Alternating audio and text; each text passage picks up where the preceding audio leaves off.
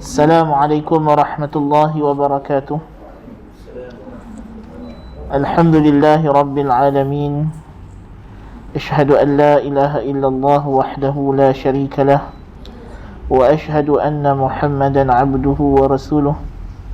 Allahumma salli wa sallim wa barik ala rasulika wa abdika Muhammadin wa ala alihi wa azwajihi wa dhurriyyatihi كما صليت وسلمت وباركت على آل إبراهيم في العالمين إنك حميد مجيد. أما بعد, kita bersyukur kepada Allah Azza wa Jalla kerana dengan limpah kurnianya dan berkat daripadanya kita dapat bersama-sama pada malam ini meneruskan pengajian kita, pembelajaran kita dalam kitab Aqidah Ahli Sunnati wal Jamaah karangan Al-Imam Muhammad ibn Salih Al-Uthaymin At-Tamimi rahimahullahu ta'ala wa radiyallahu anhu. Dan kita masih lagi membahaskan pada penutup bab yang pertama yang beliau bawa, iaitulah beriman dengan Allah subhanahu wa ta'ala, iaitulah beberapa kaedah penting yang kita mesti tahu berkenaan dengan beriman dengan sifat-sifat Allah. Setelah mana kita membincangkan sejumlah sifat-sifat Allah yang warid, yang datang dalam Al-Quran dan juga As-Sunnah. Qala al-musannifu rahimahullahu wa radiyallahu anhu wa nu'minu bintifa'i kulli ma nafahu Allah ta'ala an nafsihi أو نفاه عنه رسوله صلى الله عليه وآله وسلم. Dan kita, yakni ahli sunnah, beriman bahawa segala yang Allah Ta'ala nafikan daripada dirinya atau yang dinafikan daripada Allah oleh Rasulnya sallallahu alaihi wasallam, maka perkara tersebut adalah ternafi, tidak ada. Setelah mana sebelum ini musannif rahimahullahu ta'ala menyatakan bahawa prinsip yang pertama dalam beriman dengan nama-nama dan sifat Allah adalah mengisbatkan, menetapkan dan meyakini segala apa yang datang dalam Quran dan Sunnah. Dalam masa yang sama kita menjauhi dua larangan yang besar, iaitulah tamthil dan takyif. Seterusnya beliau membincangkan tentang nafi, kerana beriman dengan nama-nama dan sifat Allah dibina di atas dua asas yang sangat penting, iaitulah firman Allah, laisa kamithlihi syai' wa huwa as-sami'ul basir, macam yang telah kita nyatakan. Iaitulah yang pertama, menafikan persamaan Allah dengan makhluk, dan yang kedua mengisbatkan, menetapkan nama-nama dan sifat-sifat Allah. Kita beriman dengan qul huwallahu ahad, Allahus samad, lam yalid wa lam yulad wa lam yakul lahu kufuwan ahad. Mengisbatkan nama Allah Ahadun Samad dan menafikan daripada Allah persamaan dan kesetaraan dengan makhluk. Jadi sebab itulah ulama kata tauhidul asma'i was sifat dibina di atas nafi dan isbat, menafikan dan mengisbatkan. Dan inilah tauhid. Tauhid ialah la ilaha illallah, nafi dan isbat. Tauhid tidak dibina di atas nafi sahaja dan tidak di atas isbat sahaja.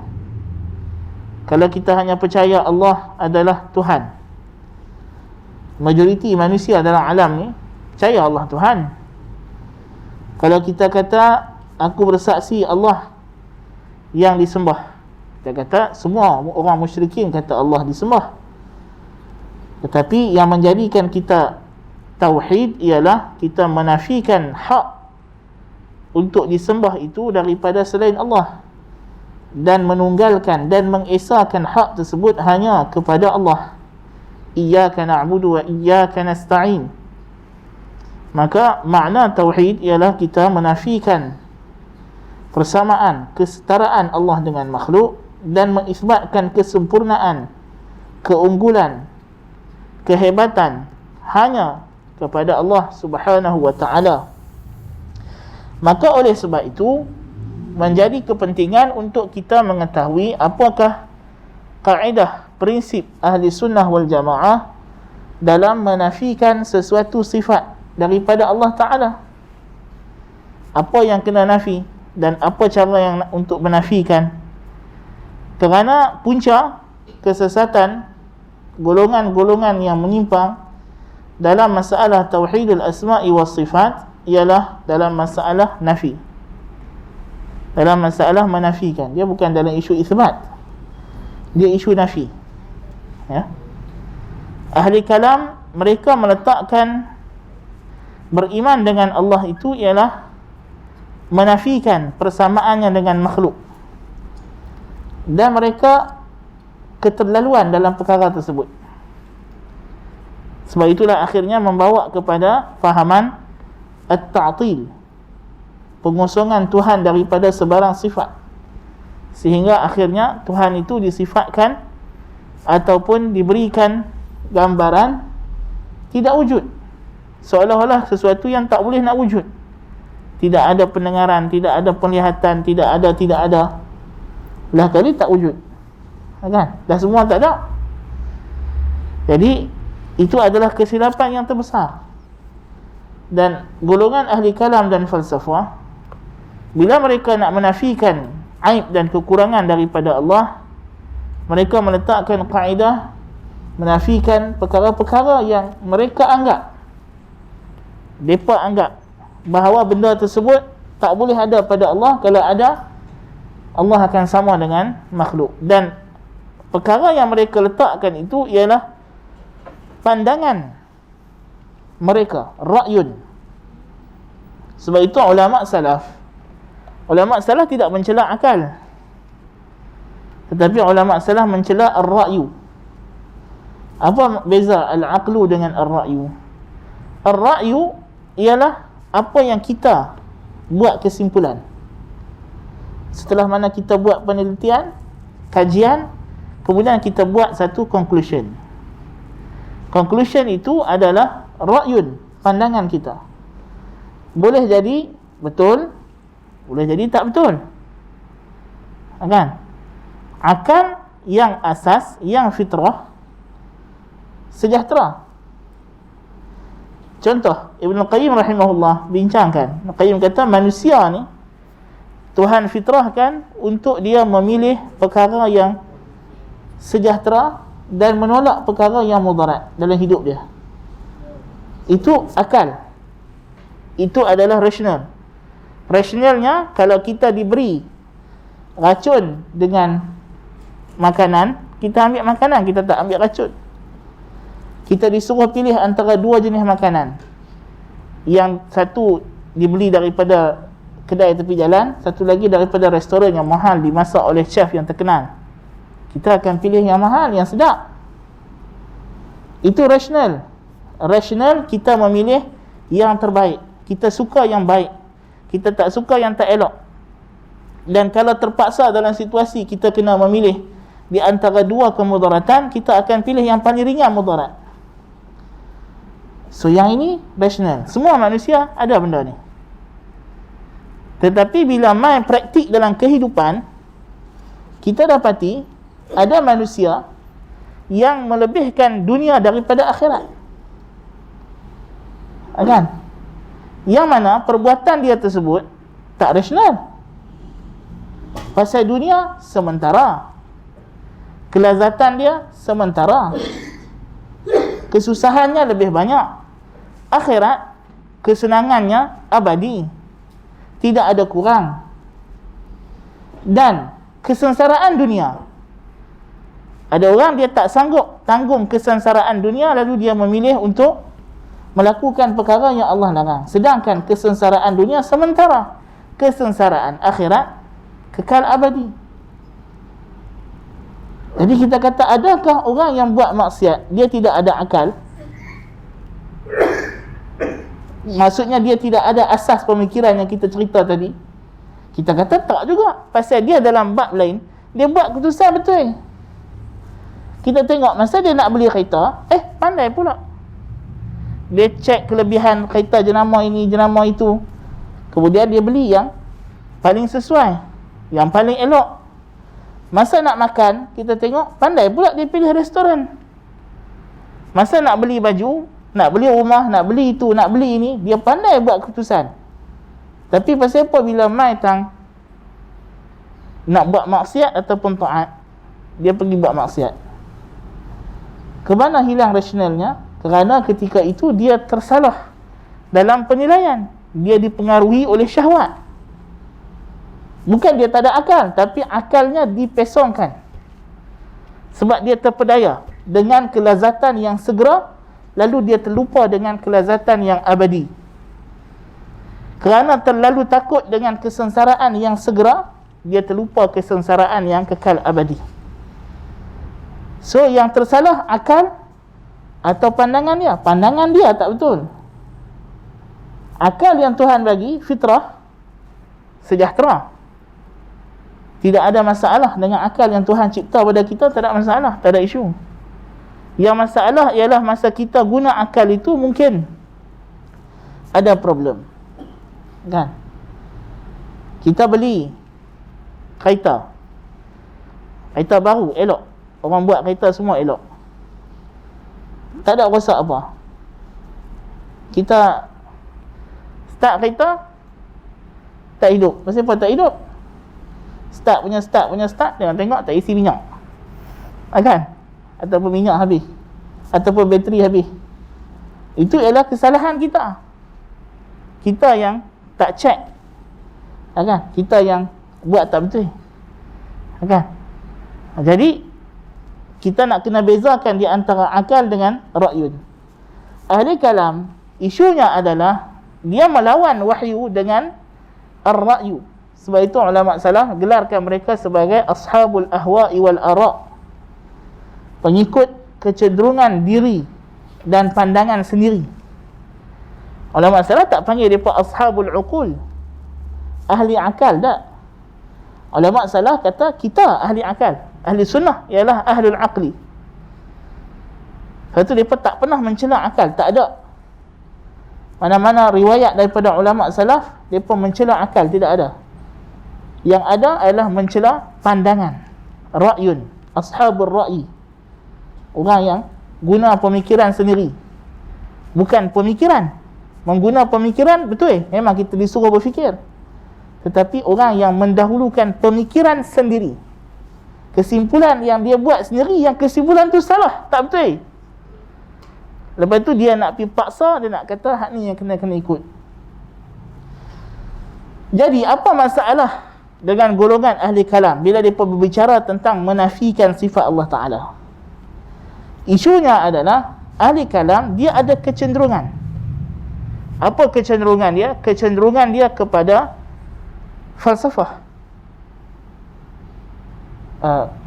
Falsafah yang masuk ke dalam dunia umat Islam atau pemikiran umat Islam, nama dia ialah falsafah Neoplatonism, aliran Plato baru. Dan di antara ciri-ciri yang paling besar dalam aliran Plato baru ini ialah dia menjadikan perbezaan Tuhan dengan makhluk dari sudut penafian. Kaedah dia kata kalau kita nak kenal Tuhan, tengok makhluk. Apa yang ada pada makhluk, nafikan. Maka itulah Tuhan. Kalau makhluk mendengar, kita kata Tuhan tak mendengar. Kalau makhluk melihat, Tuhan tak melihat. So itu kaedah yang dia bawa, golongan Neoplatonism. Golongan ahli kalam cuba nak menyesuaikan pandangan ini dengan apa yang ada dalam Al-Quran. Sebab bila mereka dah terima pandangan ini dan mereka kata inilah dia akal, inilah dia rasional, padahal itu bukan rasional, itu pandangan Plotinus dan murid-muridnya. Plotinus tu nama orang yang asaskan aliran Plato baru. Pandangan dia yang diambil daripada fahaman-fahaman orang Greek, Yunani dan sebagainya, ya, yang mereka ni bukan orang yang ada kitab, bukan dapat wahyu, hanya fikir sendiri, memandai-mandai saja, kan? Dan kita pun tak tahu betul ke kitab mereka tu, sebab mereka ni sebelum zaman Nabi Isa ratusan tahun, kan? Bukan ada sanad, bukan ada apa, kan? Jadi mereka golongan ahli kalam dan ahli falsafah Islam cuba nak mendamaikan, nak mengharmonikan. Dia kata kita tak boleh kata Al-Quran berlawanan dengan akal. Of course, perkataan mereka betul. Tetapi yang mereka sangka akal, itu bukan akal.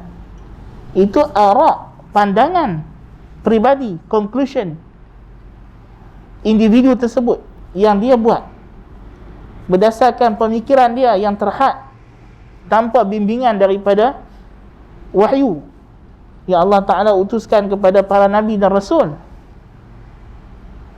Jadi bila dia berjumpa dalam Al-Quran sifat-sifat yang tak masuk dengan sistem yang dah dibuat dalam falsafah, mereka jadi kelang kabut. Ya, sebab dia kata kalau Tuhan tidak boleh sama dengan makhluk. Okey, ini datang dalam Quran jelas. Laisa kamitslihi syai' wa lam yakul lahu kufuwan ahad. Hal ta'lamu lahu samiyya. Ini semua jelas. Tuhan tidak sama dengan makhluk. Okey, poin ni jelas. Tapi datang ayat-ayat yang kata Allah Ta'ala mendengar, melihat, bercakap, marah, rahmat, cinta, benci, kan? Dia kata kalau macam tu Tuhan ada sisi persamaan dengan makhluk. Pasal makhluk ada benda ni, kan?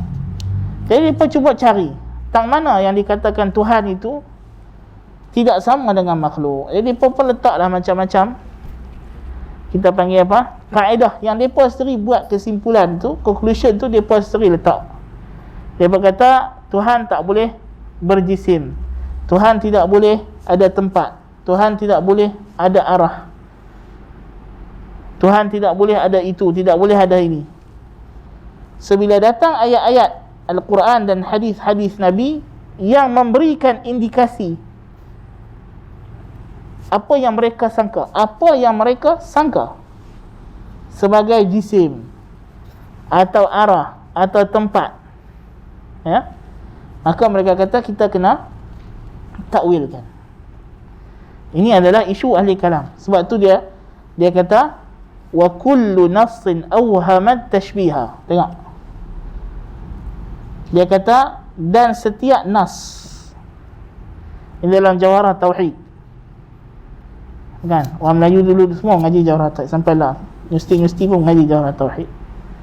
So dia kata apa? Wa kullu nassin awhama, dan setiap nas ini Quran dan hadis, awhama, memberi waham, memberi sangkaan, tashbiha, persamaan Tuhan dengan makhluk. Dia kata awilhu aw fawwid wa rum tanziha, maka takwilkan dia atau tafwidkan kerana kamu hendak mensucikan. Kenyataan ahli kalam ini, kesimpulan yang mereka buat ini cukup bahaya. Tak mana bahayanya? Pasal dia kata wa kullu nafsin awhama. Di sinilah terletaknya tuduhan berat. Sebab mereka mendakwa Al-Quran memberi kita waham tashbih. Yani Al-Quran tu sendiri menyesatkan. Tu poinnya. Sebab itu dalam Sanusiyah dia kata di antara usulul kufr, punca-punca kekufuran ialah at-tamassuk bi-dhawahirin nas, berpegang dengan zahir nas.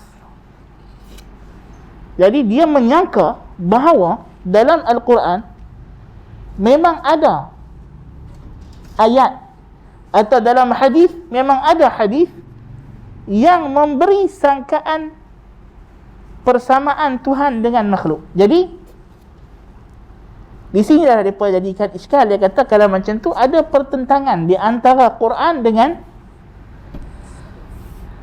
akal. Bahkan Quran dengan Quran dia kata. Sebab Quran kata laisa kamitslihi syai', tiba-tiba hujung dia pergi kata wa huwas samiul basir. Mendengar dan melihat. Sedangkan mendengar dan melihat ni makhluk. Jadi masalah dia kata. Sebenarnya syubhat ini dibina di atas kesalahan pandangan dia bahawa Al-Quran memberi waham tashbih. Kita kata tak. Kerana asalnya bila kamu sebut tashbih, persamaan Tuhan dengan makhluk, ya, yang kamu nak maksudkan ialah kesimpulan yang kamu buat ini adalah tashbih, bukan apa yang Allah Ta'ala kata dia adalah tashbih. Sebab itu kita dah bincangkan sebelum ini, yang dinafikan dalam Al-Quran ialah al-mislu, persamaan, kesetaraan. Kalimah yang Allah Ta'ala guna laisa kamithlihi, dan Allah tak guna kalimah laisa kashibhihi. Kita orang Melayu mungkin terjemah dua-dua sama, serupa, tapi dalam bahasa Arab dia ada beza. Kerana al-mislu membawa makna al-musawah, al-kufu, yang Allah sebut walam yakul lahu kufuwan ahad. Al-mislu semakna dengan al-kufu, semakna dengan as-sami. Dalam surah Maryam Allah kata hal ta'lamu lahu samiyya, semakna dengan makna an-nid. Fala taj'alu lillahi andada wa antum ta'lamun. Yang mana memberi makna dalam bahasa Arab ialah setara, segagan, sama. Yang ini yang Tuhan nafikan. Yang Allah nak habaq, dia bukan tidak mendengar. Tuhan nak bagi tahu, aku mendengar, hampa dengar, tapi pendengaran aku lagi hebat daripada hampa. Tu maksud dia. Aku melihat, hampa pun melihat juga, tapi penglihatan aku lagi hebat daripada penglihatan hampa. Bukan kalau dah kata Tuhan tak sama dengan makhluk dan makhluk melihat, kita kena kata Tuhan tak melihat. Kalau Tuhan tidak melihat dan kita melihat, nak nafi buat apa? Tak payah nafi. Kan? Nabi SAW, masa Nabi cerita Dajjal akan keluar di akhir zaman, Nabi kata Dajjal itu ialah a'war, buta sebelah matanya. Wa inna rabbakum laisa bi'awar, sedangkan Tuhan kamu tidak buta sebelah matanya. Kalau Tuhan tak ada mata, buat apa Nabi nak habaq lagu tu? Nabi habaq je lah. Tuhan tak ada mata, tak ada tangan, tak ada kaki, kan? Tak ada kuasa. Pasal ahli kalam ni macam-macam. Ada ahli kalam yang nafi kuasa pun ada, yang nafi kehendak pun ada, nafi semua terus pun ada. Bahkan ada golongan batiniyah, Syiah batiniyah, wujud pun dia nafi, tapi dia kata dia tak menafikan Tuhan tu. Dia tak kata Tuhan tak ada, tapi kita tak boleh kata Tuhan wujud. Maksudnya wujud, makhluk wujud dia. Sebab wujud daripada kalimah kita boleh dapat, kita boleh jumpa dia. Jadi dia faham kalau kita kata Tuhan wujud, dia faham tu pasal dia pun nak nafi Tuhan tak boleh dilihat di akhirat. Kalau kita kata Tuhan wujud, melazimkan Tuhan akan dilihat di akhirat, melazimkan Tuhan ada kontak dengan makhluk. Dan dia pun tak mahu benda ni. Dia berkata Tuhan mesti terasing daripada makhluk, secluded, memang tak ada kaitan langsung dengan makhluk. Bahkan kalau dalam fahaman Aristotle, Tuhan ni dia tak ambil tahu pun tentang alam ni. Bahkan dalam fahaman Neoplatonism, Tuhan tak cipta alam pun. Cuma alam ni wujud pasal alam ni nak meniru Tuhan, dia kata. Nak rindu kepada Tuhan. Yang akhirnya membawa kepada fahaman wahdatul wujud. Ala kulli hal, nak cerita kata, pentingnya kita kena faham dhabit nafi yang betul, kerana berlaku penyelewengan yang besar dalam rangka mereka nak menafikan daripada Allah Ta'ala persamaan dengan makhluk, berlaku kesilap fahaman yang sangat dahsyat dalam kalangan ahli kalam. Atas alasan nak menafikan persamaan Tuhan dengan makhluk, mereka menceroboh kesucian nas. Mereka menuduh nas-nas yang datang mengisbatkan sifat sebagai memberi waham tashbih, bahkan dituduh sebagai usul kufur. Na'udzubillahi min zalik. Jadi ini yang jadi masalah dalam kalangan ahli kalam sebenarnya. Mereka sudah ada ra'yun, pandangan, pemikiran.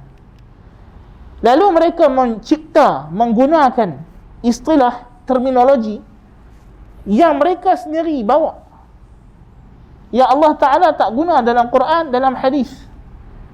Yang bila mana terminologi ni kita yang reka, dan kita bagi makna daripada kita sendiri berdasarkan kesimpulan kita, dia akan jadi cacah merbah. Dia akan jadi masalah. Sebab itulah agama tidak dibina di atas maklumat yang terlalu mendalam, yang tidak dikongsi pengetahuan itu oleh semua orang. Contoh dalam hukum fiqh, kan? Dalam hukum fiqh, kalau ayat tu lebih daripada 2 qolah dan ke atas, masuk najis, tak berubah warna, rasa, bau, kita kata ayat tu suci. Tapi mungkinlah akan datang orang kata, tapi bila kami cek ayat ni, ada kesan-kesan partikel-partikel najis macam urin ke apakah. Kita kata hukum syarak tak dibina di atas pengetahuan yang macam tu. Dan kita tidak disuruh takalluf nak pergi cari benda macam tu. Kan? Ahli kalam dia begitu mengkaji yang mendalam tentang makhluk. Kan? Kemudian dia tahu kata makhluk ni terdiri daripada partikel-partikel kecil, atom lah apalah. Jadi dia berkata Tuhan tidak tersusun daripada atom. Tuhan, benar yang macam ini tidak menjadi usul agama. Kalau ada orang hari ni tak kenal zarah yang terkecil, atom ke, kuarks ke, proton ke, elektron ke, itu tidak menjejaskan akidah dia. Kan? Tapi ada ulama kalam zaman dulu, dia berkata siapa tak kenal benda ni kafir, dia kata. Pasal kalau tak kenal benda ni, macam mana dia nak tahu beza makhluk dengan Tuhan, dia kata. Siapa suruh pikat dalam macam tu? Tuhan nak bagi tahu kat kita dia tak sama dengan makhluk, makna dia lebih hebat, kedudukan dia lebih hebat. Itu saja. Dan itu fitrah, semua orang tahu. Semua orang tahu. Sebab itu tidak ada orang yang akal yang waras akan kata Tuhan sama dengan makhluk. Mana dalam dunia ni orang kafir, orang musyrikin yang kata Allah dengan makhluk sama? Kita tak jumpa. Tak ada. Kan? Orang musyrikin, mereka mensyirikkan Allah dalam ibadat. Dia kata apa? Labbaik Allahumma labbaik, labbaik la syarika lak, illa syarikan huwa lak, tamlikuhu wa ma malak. Orang musyrikin bila dia talbiyah, dia kata kami menyahut seruanmu ya Allah, tidak ada sekutu bagi kamu, dia kata. Dan Nabi dengar orang musyrikin talbiyah macam tu, Nabi kata qab, cukup dekat tu, jangan tambah. Pasal dia tambah, dia kata kecuali, dia ada kecuali sekutu yang engkau miliki, engkau memilikinya, dan engkau memiliki apa yang dia punya. Maknanya orang musyrikin pun kata berhala dia makhluk Tuhan, rendah daripada Tuhan, tak sama duduk dengan Tuhan, tak sama kuasa dengan Tuhan, tak sama kuasa dengan Tuhan. Mereka tak i'tiqad berhala mereka boleh buat macam Tuhan buat. Tak ada. Sebab tu bila mereka lapar, dia ambil berhala dia makan. Berhala, ada orang musyrikin kan buat berhala daripada kurma. Jadi musim kemarau kurma tak ada, dia makan. Pasal dia tahu Tuhan tu bukan boleh buat apa. Kan? Dia ambil makan lah. Lepas tu esok dia buat lain. Kan? Pasal dia tahu kata Tuhan tu bukan ada kuasa. Kan? Amru ibn Al-Jamuh radhiyallahu anhu, masa dia musyrik, anak-anak dia masuk Islam dulu. Jadi anak dia kata, mai kita nak ajak pak kita sikit. Jadi malam mereka ambil berhala tu, buang dalam perigi buta. Jadi pak dia tengok pagi esok mana berhala dia hilang, tak ada. Dia tengok duduk dalam perigi buta. Dia pun ambil bagi mandi pun minyak wangi. Lepas tu dia letak pedang. Dia kata malam ni kalau orang main ni pedang tak ada dia. Lawan, dia kata jangan tak lawan. Kan? Anak dia pun malam tu dia pun ambil ikat patung berhala pak dia pun tu dengan bangkai anjing. Dibuang dalam tempat yang sama. Esok pagi dia kelang kabut pagi tengok berhala dia tak ada. Tengok-tengok duduk dalam pergi buta terikat dengan bangkai anjing. Masa tu baru dia tahu, dia kata memang kau ni kan tak boleh buat apa lah kan, mudarat daripada diri kau pun kau tak boleh tolak kan. Macam mana aku nak percaya lagi masuk Islam?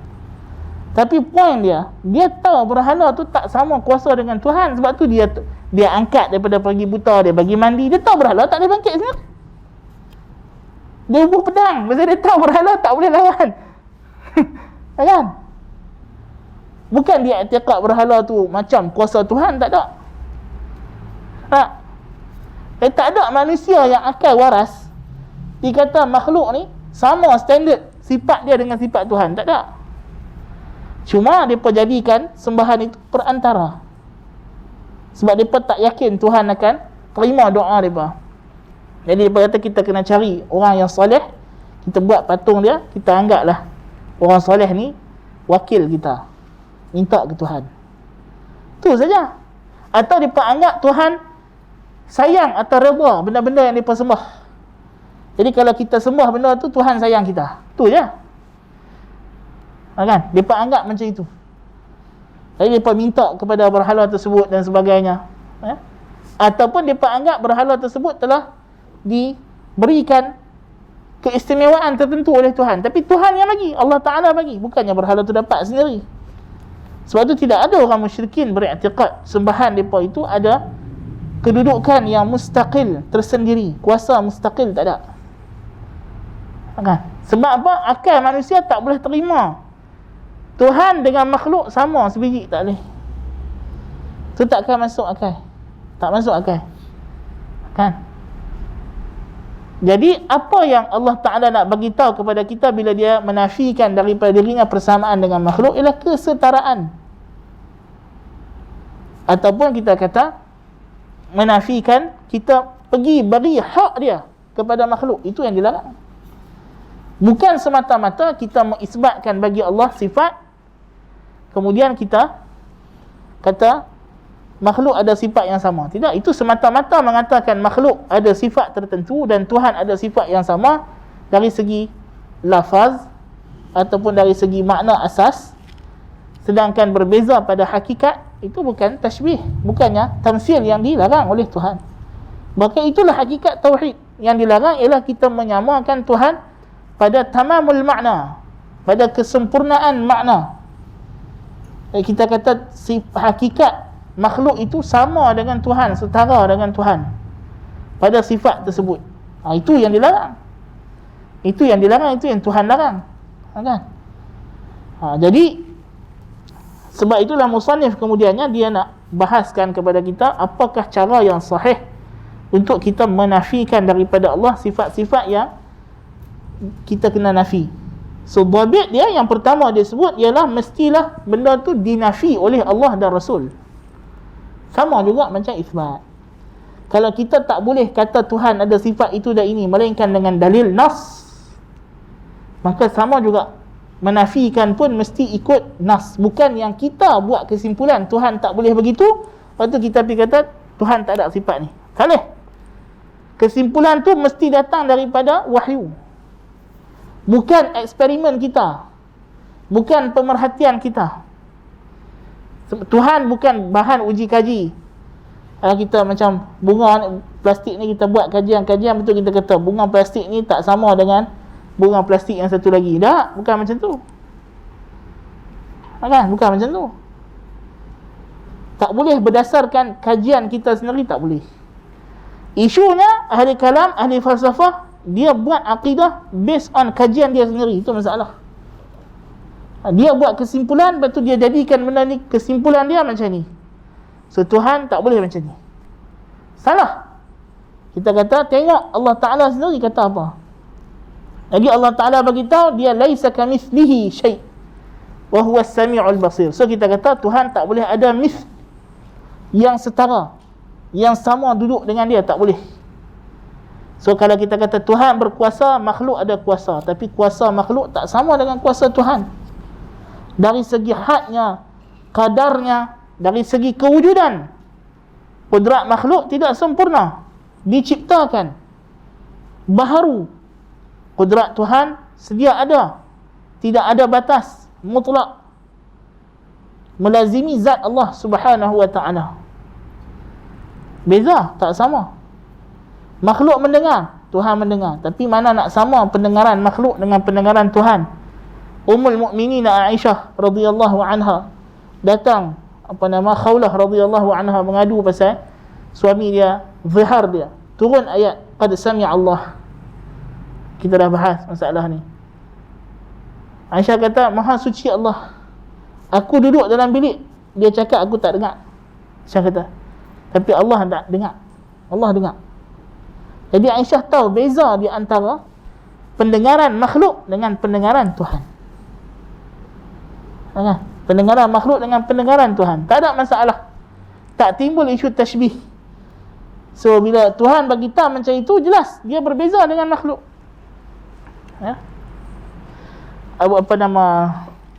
Abu Bakar As-Siddiq radhiyallahu an, bila dia tangkap pengikut Musailimah Al-Kadzab, lalu disuruh seorang tu baca dekat aku apa yang Musailimah baca dekat hampa yang dia kata wahyu. Jadi dia pun bacalah ayat merapu-merapu, pelik-pelik. Jadi Abu Bakar kata apa? Hadzal kalam lam yakhruj min ayat ni bukan kalam yang keluar daripada Tuhan. Tuhan tak bercakap macam ni. Tuhan gaya bahasa dia, uslub kata dia beza dengan makhluk. Sebab tu walaupun Al-Quran diturunkan dalam bahasa Arab, majoritinya dengan uslub Arab, tapi bukan semua uslub Arab ada dalam Quran. Kerana ada setengah-setengah uslub Arab ialah uslub yang bersifat kemakhlukan, seperti memuji secara lebih-lebih yang cara tak betul misalnya, yang tak ada dalam Quran. Atau tipu penyair, kadang-kadang dia guna uslub tipu, tak betul sebab nak puji orang tu lebih-lebih. Tuhan tak guna uslub macam ni, kan? Tak sama. Kalam Tuhan tu beza dengan kalam makhluk. Dengar pun orang Arab tahu ini bukan. Bila orang musyrikin pergi spy dengar Nabi baca Quran, bila balik dia tanya macam mana, dia kata ini bukan kalam manusia, bukan kalam jin. Bukan kalam manusia, bukan kalam jin. Orang musyrikin Quraisy, orang Quraisy Mekah, orang Arab, mereka bukan sahaja mencatat syair-syair manusia, bahkan syair jin. Tak nak. Betul Allah Ta'ala kata penyair, kan? Fi kulli wadin yahimun, kan? Setiap di wadi-wadi mereka duduk tak ketahuan hala. Mereka suka duduk di wadi-wadi kosong. Pasal apa? Mereka nak dengar syair jin. Jadi kalau jin tu baca syair, dia tangkap, betul, nanti dia tirulah, kan? Ataupun mereka akan rekod. Saya mereka tahu jin punya cakap macam mana, kan? Dan Tok Bomo masalahnya, tukang nujum, orang Tok Bomo, jin akan datang kepada mereka dan bawa dia punya wahyu dia, ayat-ayat dia, ada uslub gaya bahasa yang orang Arab kenal. Ini ayat jin. Jampi-jampi serapah yang jin ajak kepada Tok Bomo, kan? Kita kenal ni ayat merapu, tak? Setengah doa-doa orang sufi, kan? Macam orang suka baca surah Waqiah, betul dia kata ada doa surah Waqiah nak bagi kaya, dia kata takut miskin, kan? Kepala ayat tu pun kita tahu ni ayat jin. Dia kata bimah mahub, dia kata datang apa mahub tu bukan dalam bahasa Arab, melainkan dia panggil jin lah. Kan? Walaupun awal itu baca Quran, tapi hujung tu jadi ketiak. Kan? Apa nama, ada orang sufi dia ajak satu zikir. Kan?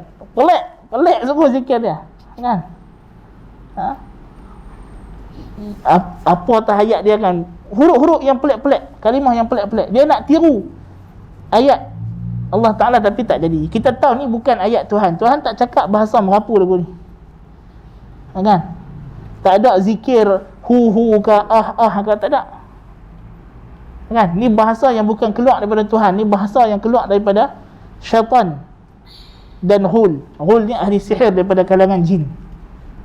Kan? Itu mungkin. Jadi nak kata Tuhan sifat dia tak setara dengan makhluk. Walam yakul lahu kufuwan ahad. Jadi kita kena nafikan kesetaraan sifat Tuhan dengan sifat makhluk. Dan nak kenal benda itu, mestilah yang pertama sekali pastikan ia berdasarkan kepada Al-Quran dan Sunnah. Sebab tu dia kata wa nu'minu bintifa'i kulli ma nafahu Allah Ta'ala an nafsih atau nafahu anhu rasuluhu sallallahu alaihi wasallam. Kita menafikan apa yang Allah dan Rasul sendiri nafi. Tapi bukan makna penafian itu dalam Quran ada banyak uslub. Walaupun Allah Ta'ala tak mesti kena cakap secara direct, aku tidak begitu, tidak begini. Cukup bila Allah Ta'ala habaq dia begitu, maka yang lawan itu ternafi. Bila Allah Ta'ala habaq kata dia As-Sami' maha mendengar, maka Tuhan tak pekak. Bila Tuhan kata dia maha melihat, Al-Basir, maka Tuhan tak rabun, Tuhan tak buta. Rabun pun tidak, buta pun tidak. Kan? Pasal kalau kita kata Tuhan rabun atau buta, maka itu menafikan melihat yang sempurna. Tuhan bukan sekadar melihat, maha melihat, sempurna pelihatannya. Kan? Tuhan bukan sekadar mendengar, dia maha mendengar, sempurna pendengaran dia. Jadi bila Tuhan isbat satu sifat kesempurnaan pada diri dia, itu melazimkan kita menafikan yang lawan kepada sifat tersebut dan apa yang mengurangkan kesempurnaan sifat tersebut. Sebab tu Allah Ta'ala kata Allahu la ilaha illa huwal hayyul qayyum la ta'khudhuhu sinatun wala naum. Tapi Allah Ta'ala tak sebut mati dalam ayat tu. Dalam ayat kursi Allah Ta'ala tak mati. Tuhan tidak menafikan mati, tapi Tuhan nafikan mengantuk dan tidur. Kalau mengantuk pun tidak, tidur pun tidak, apatah lagi mati? Lagilah tidak. Walaupun datang dalam ayat lain, wa tawakkal 'alal hayyil ladzi la yamut. La yamut, tak pernah dan tidak akan pernah mati. Kita manusia asalnya mati, kemudian kesudahannya mati, lepas tu baru dihidupkan balik. Jadi bila Allah Ta'ala isbatkan sesuatu sifat pada dirinya daripada sifat sempurna, maka yang lawan dengan sifat sempurna tersebut daripada aib dan naqs. Jadi apa sahaja yang menjadi aib dan kurang, kita kena nafikan daripada Allah Ta'ala. Sebab itu Allah Ta'ala kata وَلَقَدْ خَلَقْنَا السَّمَاوَاتِ وَالْأَرْضَ وَمَا بَيْنَهُمَا فِي 6 أَيَّامٍ وَمَا مَسَّنَا مِنْ لُغُوبٍ. Kami telah ciptakan langit dan bumi dalam tempoh 6 hari, kami tidak disentuh rasa letih, kata Allah Ta'ala. Sebab orang Yahudi kata Tuhan lepas dia cipta langit dengan bumi 6 hari, hari Sabtu Tuhan duduk berehat, Tuhan istirahat, dia kata. Istirahat melazimkan letih, melazimkan letih. Tidak ada orang berehat melainkan sebab dia letih. Jadi kalau walaupun orang Yahudi tak kata Tuhan letih, dia tak kata Tuhan letih, tapi dia kata Tuhan berehat. Tapi Tuhan datang, ayat Quran turun, Tuhan menafikan dia letih. Pasal apa? Pasal bila Yahudi kata Tuhan berehat, lazimnya letih. Kan? Lazimnya letih. Orang Nasrani tak kata Tuhan ada bini, tapi bila dia penisbahkan anak, melazimkan isteri. Kalau Allah kata mattakhadallahu min sahibatin wala walad, Tuhan tidak ada isteri dan anak. Kalau dah isteri, kalau anak, kalau kamu kata dia ada anak, mana mungkin dapat anak kalau tak ada isteri? Nas'alullah al-afiyah. Kan? Walaupun mereka secara tidak sarih menisbahkan isteri, tapi perkataan mereka itu melazimkan penisbatan benda yang jelek kepada Allah Ta'ala. Jadi sebab itu apa yang berlawanan dengan kesempurnaan Allah Ta'ala, kita kena nafikan. Dan macam mana kita nak tahu? Ialah kita rujuk kepada Al-Quran dan Sunnah. Bila Allah isbatkan bagi dirinya sesuatu sifat kesempurnaan, maka kita tahulah lawan sifat tersebut Tuhan tidak ada. Dan kita kena sucikan dia daripada perkara tersebut. Demikian juga apa yang datang dalam hadis Nabi SAW, sama saja tidak boleh kita anak tirikan hadis. Apa yang sabit daripada hadis mesti kita isbatkan. Bila Tuhan kata dia ada tangan, yang dengan tangan itu dia mencipta Adam alaihissalam, maka Tuhan tidak kudung. Kerana kalau kita kata Tuhan tak ada tangan dengan Tuhan kudung, sama atau tak sama? Sama saja. Tak ada tangan, mana kudung? Kudung mana cacat? Na'udzubillah min zalik. Kan? Sebab tu ahli kalam dia tak sedar bahawa bila dia menafikan sifat Allah, automatically, secara langsung dia menisbahkan sifat aib pada Tuhan. Once dia kata Tuhan tak mendengar, mana Tuhan pekak. Kalau dia kata Tuhan tak melihat, mana Tuhan buta. Kalau dia kata Tuhan tak ada tangan, mana Tuhan kudung. Kalau Tuhan tak ada mata, lebih teruk daripada buta. Tuhan dengan Dajjal dah sama. Lepas tu Nabi kata, wa inna rabbakum laysa bi'a'war. Tuhan kamu tak buta sebelah mata. Sebelah mata pun tak buta, apa lagi dua-dua belah. Kan? Tapi bila orang ahli kalam, ahli falsafah menafikan, mereka tak sedar bahawa perbuatan mereka menafikan benda tersebut. Sebab itulah ulama salah kata, al-jahmiyatu ya'budu adama wal musyabbihatu ya'budu sanama. Jahmiyah menyembah sesuatu yang tidak ada. Sebab sifat Tuhan, kalau mereka nafi semua, tak ada. Seorang ulama ahli kalam masuk jumpa seorang raja, dia kata Tuhan tidak di atas, tidak di bawah, tidak di kiri, tidak di kanan, tidak di dalam alam, tidak di luar alam. Lepas tu raja tu kata, cuba hang beza Tuhan yang hang cerita dekat aku ni dengan benda yang tak ada. Macam mana kita nak habaq satu benda tu tak ada? Kan? Kita kata kat kawan kita, hang ada kereta Bentley ya. Dia kata tak ada. Ada kot dalam rumah? Tak ada. Dalam rumah tak ada. Luar rumah pun tak ada. Ada buah tahu tak ada. Tahu mana-mana, dia kata. Ada. Cara kita nak menafikan tu lebih teruk tu. Itulah cara paling hebat sekali untuk kita menafikan sesuatu. Benda tu tak ada, kita nafikan daripadanya tempat. Ada tak? Kalau dah kita habaq dia tak ada di mana-mana, tak ada. Kan? Kalau orang kata dalam seluar hang, dalam poket hang ada 1000, tak ada, mana ada keluar. Dalam poket ada kot, tak ada. Bawah dalam poket atas tak ada, poket bawah tak ada. Dalam baju tak ada, luar baju tak ada. Tak ada. Jadi dia kata tadi aku nak hang beza. Tuhan yang hang cerita dekat aku ni dengan benda yang tak ada, macam mana aku nak differentiate? Dia tak ada jawab, tergamam dia. Kan? Tergamam dia. Lepas tu dia kata habis kalau kita kata Tuhan di atas akan jisim gini. Raja tu kata, bukan kita yang kata. Bila kita kata dia di atas arash, bukan kita yang kata, dia yang habaq. Kalau dah dia habaq, kita tak payah bijak lah benda yang lebih-lebih tu. Kalau dah dia habaq dan dia dah jamin dia tak sama dengan makhluk, takkan ayat Quran nak kontradik laisa kamitslihi syai' dengan Ar-Rahmanu 'alal 'arsy istawa. Jadi apa yang Tuhan habaq, confirm dah sifat tu tak sama dengan makhluk. Kan? Takkan sama istiwa Tuhan di atas arash dengan istiwa kapal Nabi Nuh atas bukit Judi. Tak sama. Tak sama. Cara kaifiatnya tak sama.